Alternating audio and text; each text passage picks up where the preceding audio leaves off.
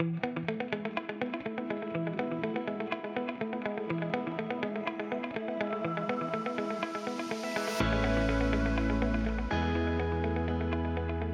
哋鳳溪第一小學咧個教育理念就係希望有一個全人嘅發展，讓學生咧喺品德培育啊、正向價值方面咧好嘅發展之外咧，喺學習啦、學術方面都能夠去均衡嘅發展嘅。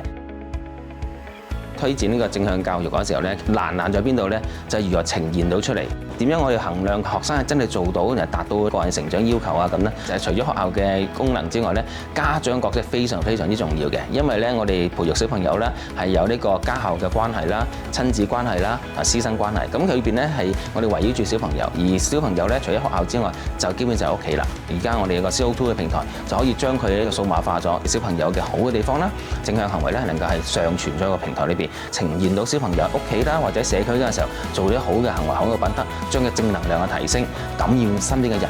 喺學校嚟講咧，就除咗學校要努力之外咧，我哋家長係亦出分力嘅去幫手。當然啦，我哋都期望我哋小朋友更加積極，喺我哋嘅家長啊同學校嘅老師鼓勵之後咧，做得更加好嘅。亦都帶出咗一樣嘢就係，佢只要經過努力學習同埋去付出行動咧，佢嘅正向思維、佢嘅正向品德咧，就能夠呈現到出嚟。喺學校嚟講咧，我哋真係好需要一啲數碼化嘅方式咧，係幫我哋去了解學生嘅行為個改變啦。佢哋能夠做到知情意行，佢哋將佢嗰個行為表現係透過實際嘅參與體驗咧嚟到浮現。呢個咧喺我哋個學界嚟講咧，其實好需要呢啲相關嘅平台啊或者工具咧，幫我哋去推展呢個品德教育。當然啦，我哋多咗呢個平台之後咧，咁直接嘅回饋咧就俾翻老師啦。當中咧，老師咧其實咧爭取多更多嘅空間去處理其他嘅學校事務，亦都令到佢哋更加專注喺啲課堂教學度，咁就幫助老師嘅一啲唔同嘅專業發展啦。而喺當中咧又攞到個數據，